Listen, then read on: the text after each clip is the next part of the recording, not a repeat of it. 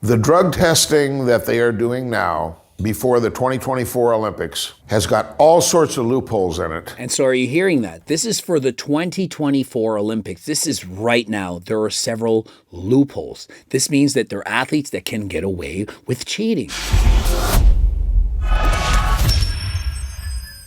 Coach Greg, in today's video, gonna explain to you exactly how doping works, how people get away with it at the Olympics. With the Olympics coming, many of you are hoping that everyone's 100% natural. And the powers that be, those who are in charge, want to make you believe that. They want everyone to think, everyone's natural. And if anyone should ever cheat, we most certainly are going to catch them. Even at the recent Montreal bodybuilding competitions, of which it was drug tested, people were up in arms saying there's no way these people are natural.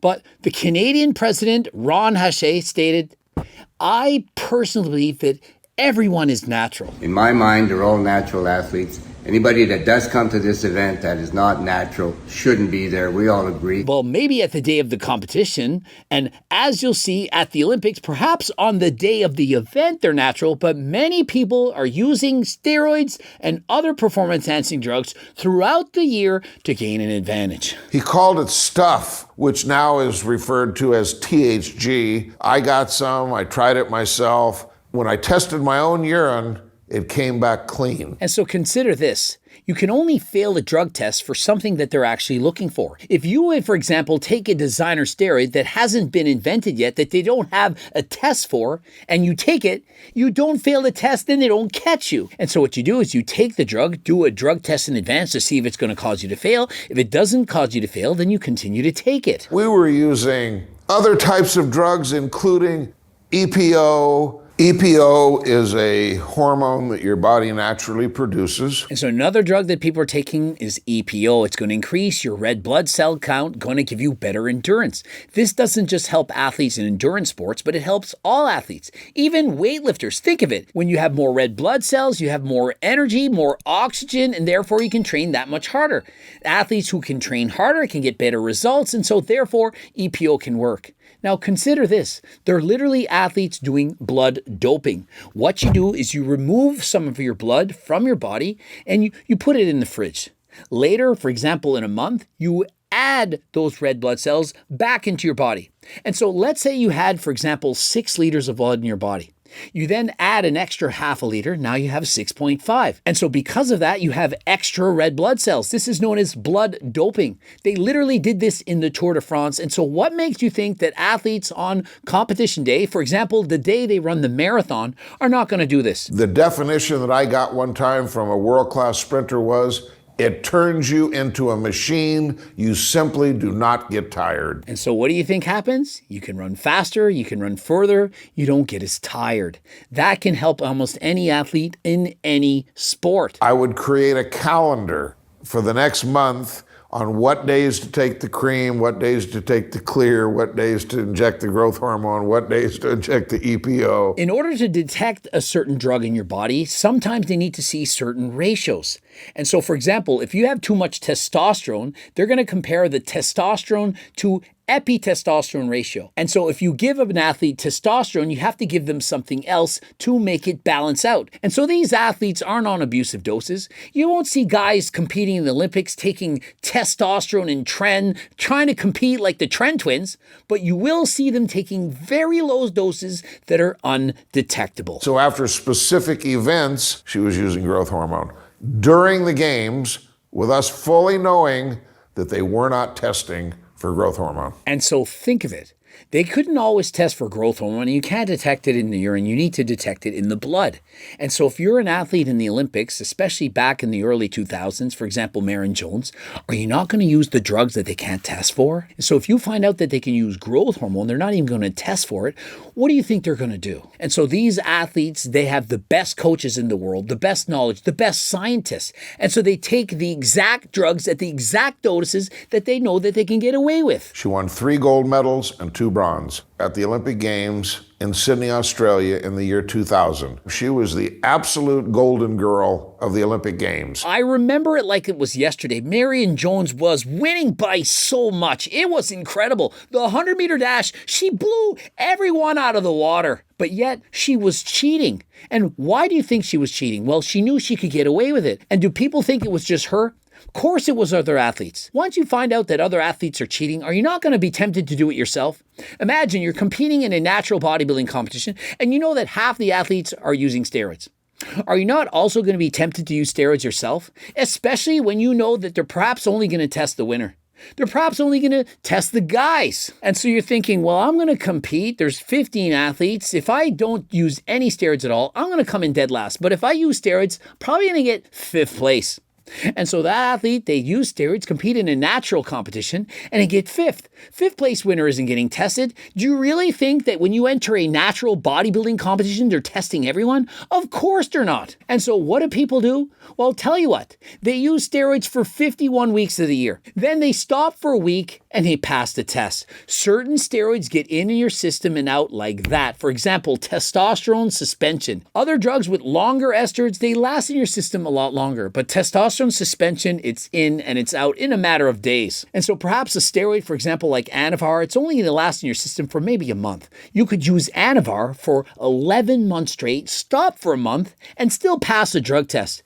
And so do you really think that all the athletes that are competing who are claiming natural are actually natural? Are they only natural on the day of the competition? She was doing Nike commercials. Can you dig it? General Motors, Sports Illustrated. And so Marian Jones, who's making millions of dollars, think of it, being the best female athlete at the Olympics. How did she win 5 medals at the Olympics? Well, of course the steroids had to help.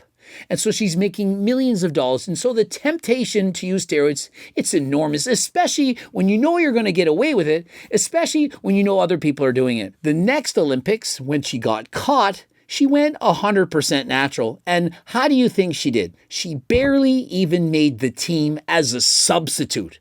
Imagine going from being the best athlete in the entire world to 4 years later, barely even making the team, being a backup. Why do you think that is? Because steroids in fact work. I mean, look at how much she won by. It was ridiculous. I remember it. I was thinking, how in the world is a woman this much better than everyone else? Made no sense, but of course she wasn't. The steroids gave her that advantage. My role was very small, so I can't take credit for her victories or her medals. Let me, for a moment, just say that I feel very bad for Marian Jones. And so what he's saying is that Marian Jones got caught. They were tapping her phones, trying to find out was she using steroids and so on. But perhaps they weren't doing the same thing for other athletes. Remember this, the sporting world, the Olympics are worth billions of dollars. Billions with a B, not millions, billions of dollars. Maybe even trillions. Do you really think that they're just going to be willing to lose millions and billions of dollars without doing anything? If they can allow an athlete to get drug tested, fail a test, and somehow cover it up, don't you think they're going to do it? If they can pay someone off, if they can get everyone to turn a blind eye, of course they'll do it. I've personally seen this happen in my own competitions. I know for a fact that someone failed a drug test and said, we're just not going to report it. Didn't matter to them. Why would they want to report it? And so, for example, when I did bodybuilding competitions and it was televised, for example, on TSN, and there were millions of eyeballs watching these competitions, they wouldn't even test the overall winner. Why would they bother? I was told, Greg, and I complained, why am I being drug tested and the overall winner, you're not testing him? I stood at the door of the drug test the entire night, waited till everyone left. I said, where's the winner? I know I'm natural, but I don't believe that guy that beat me is.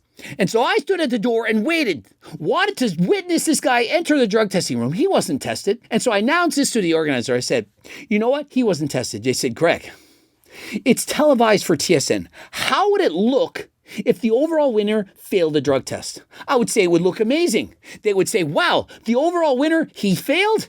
That is a legit test. They prove that they're drug testing their athletes. The winner, he failed.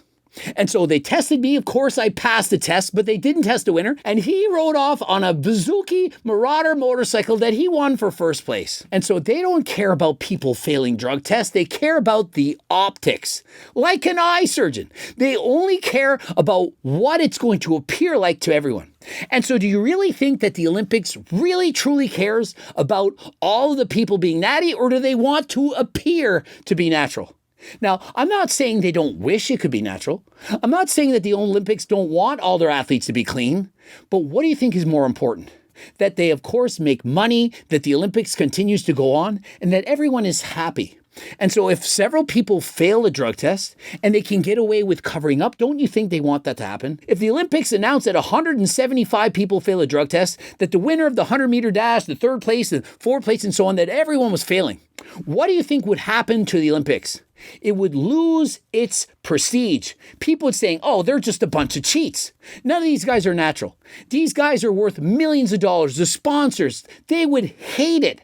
And so anytime they can get away with it, they're going to want to hide and cover up the fact that people are using drugs. In 1976, they only had a test for anabolic steroids, about a dozen, but no test for testosterone. And so, of course, if they're not testing for testosterone, everyone's going to use testosterone. And if they're only testing at the games and not beforehand, everyone's just using the steroids and stopping before the competition. Even now, today, people, they test you at a competition, but the athletes are not stupid enough to have this in their system. It's when they were using it months before. And so what do you think happens the day after the Olympics?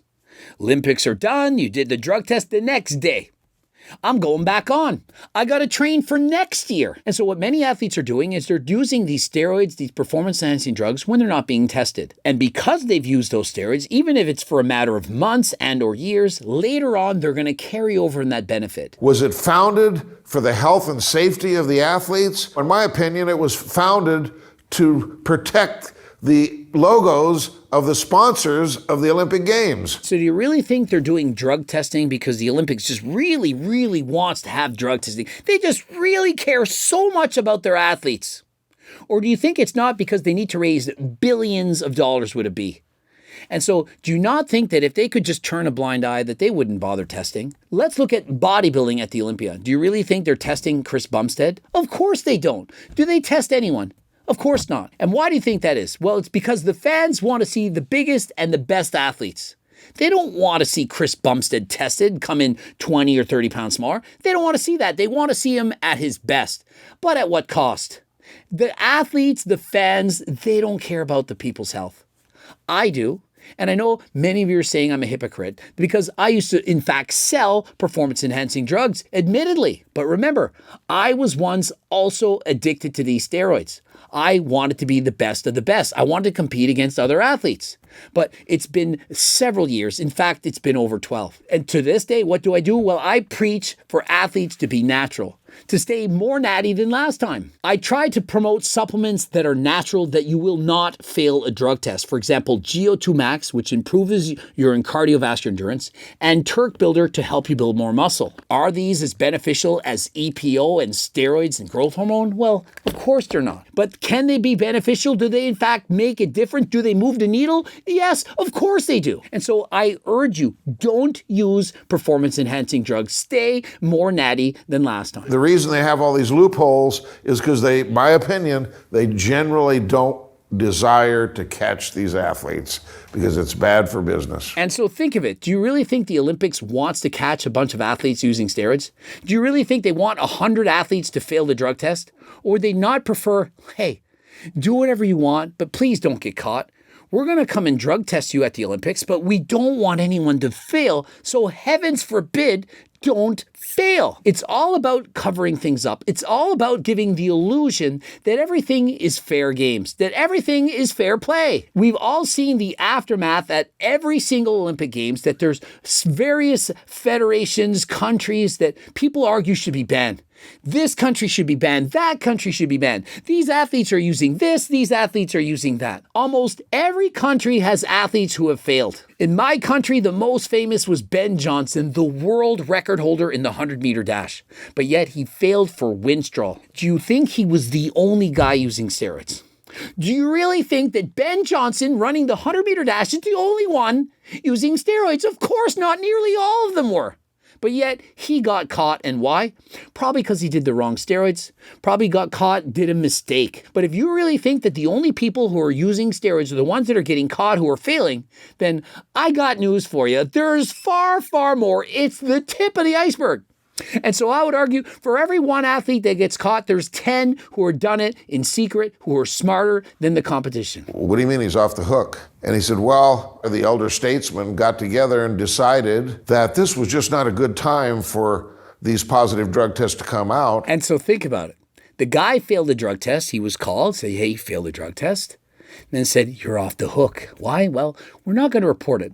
There's too many people that failed, and so we're just going to pretend that everyone passed. Don't worry about it. Don't do it again. We don't want you to do it again. This is your warning, but we're not going to make this announcement. Happens all the time. Do you really think that all countries are reporting everyone that failed a drug test? And so what countries are doing is they're testing their athletes before they go to their games. Think of it. Before you get on this plane to go and do the Olympics, we're going to drug test you, make sure you passed. You may have been doing steroids for 11 months straight. That's fine. We're going to test you right now. And if you failed a drug test, we're going to say you had an injury.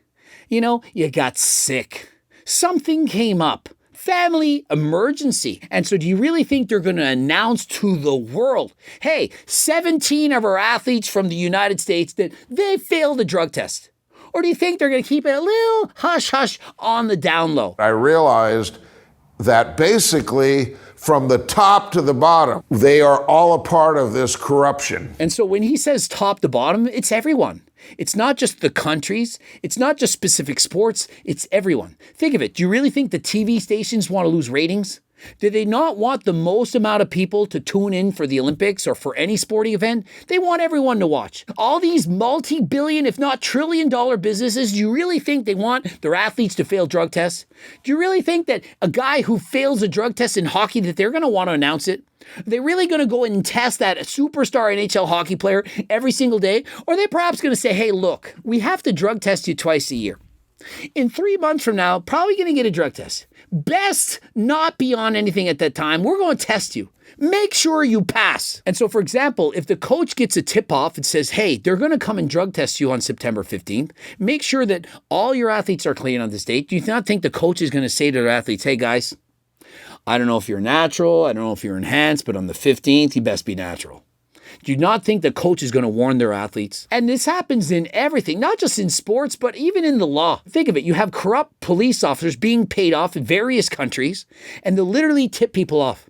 Hey, you're going to get raided on this day. They're perhaps looking for creatine that people are snorting. Hey, you're going to get raided. In 2 days from now, you best not have anything in that warehouse. And so corrupt police officers, for example, they'll tip people off. They'll tell the person, get that stuff out of there. They'll take it out. They'll raid the place, and wow, nothing was found. Why do you think that is? Do you really think that everyone in the world has 100% integrity, that no one would ever do anything wrong? Think again. And if you know that your competitor's doing it 80% of the time, in my opinion, that enables you to make that decision to join that culture. And so think of it. If you know that there's going to be a drug test, but you also know that your competition are going to be cheating, you have an 80% chance that you're going to want to do the same thing. And why? Because you're trying to level out the playing field. And so if you know that other people are cheating, you're also going to be tempted to cheat. Happens in every sport, whether it's bodybuilding, cycling, you name it, people want to compete on a level playing field. And so if they were to eventually develop testing that was so accurate, no way could you beat it at any time. 100% accurate without fail. I do believe that most athletes would want this. I think that athletes would love to train without performance-enhancing drugs if they knew that no one else was doing it. If they knew there was no way to cheat, athletes would love this. But the problem is, it's not there yet. Maybe in the future, 10 years, 100 years from now, who knows?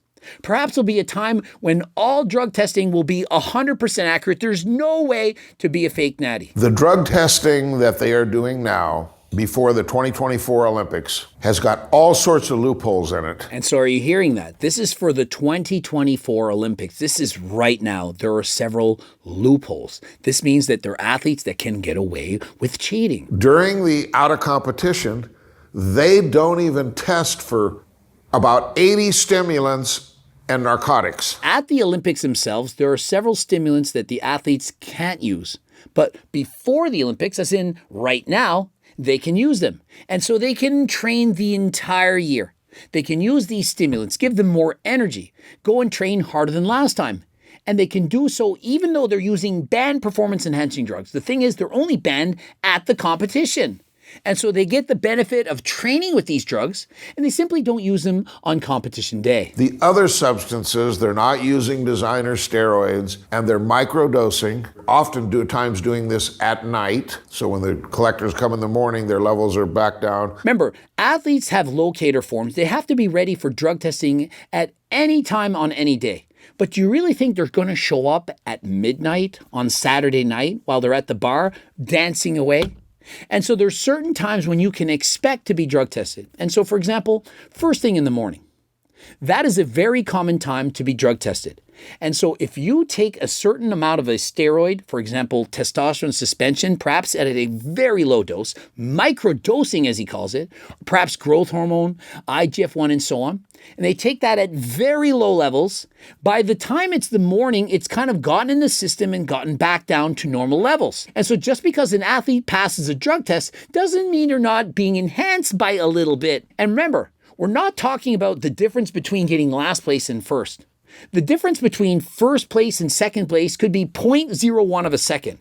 And so if you were to raise your testosterone levels from, for example, let's say they're natural at 500 nanograms per deciliter, and you're able to raise it to 800, don't you think that could make a significant difference?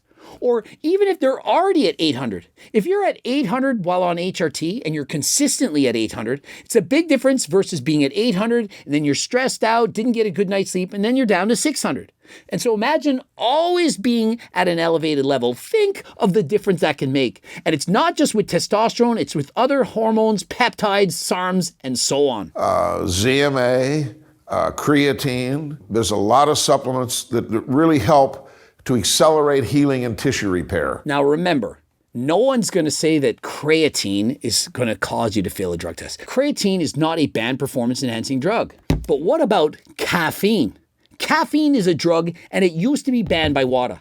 You literally could fail a drug test for taking caffeine, and I know someone who did. Obviously, we all know caffeine can make a difference. You don't think that taking a caffeine pill or a pre-workout can help you run 0.01 of a second faster? Of course it can. But what about beta-alanine? We all know beta-alanine can help you run faster than last time. And so imagine the difference that GO2 Max and Turk Builder can make. Huge difference. My personal opinion, especially with Turk Builder, I think it should be banned. But guess what? It's on WADA's watch list.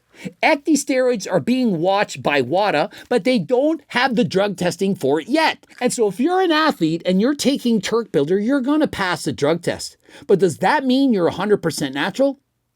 The debate is on. What if in 4 years from now they develop the test, they say you can no longer take Turk Builder?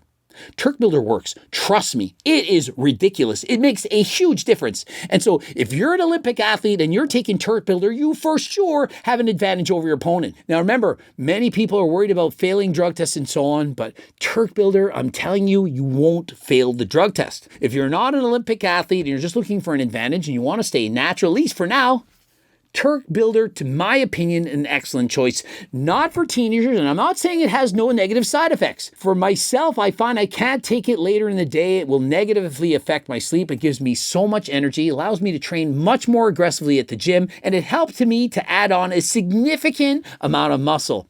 And it's not something that you're going to have to wait for weeks and or months to notice. I noticed it on day one. I believe that if the athletes became of the opinion that the testing was effective, that they'd like to compete without using drugs. Now remember, if a doctor's prescribing it, then of course I think it's a good idea. And if you feel that you have lower levels of testosterone, you have no energy, brain fog, of course you can get tested, your blood work done by Transcend.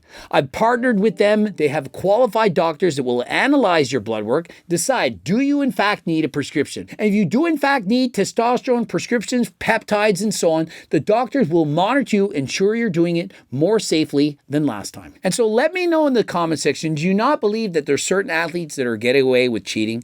Do you really think that all athletes are 100% natural, or do you believe that some are simply getting away with it? Subscribe, click the bell button, comment to boost the algorithm. Please like the video if you liked it. Watch one of those 2 bloops. And of course, all the supplements, they're 100% natural. None of my supplements are banned by WADA, Seco bars, creatine, pre-workout, GO2 Max, Turk Builder, Acti Builder. The list goes on and on. Head over to my website, code Greg, 15% off. Click the link in the description, and until next time, I am out.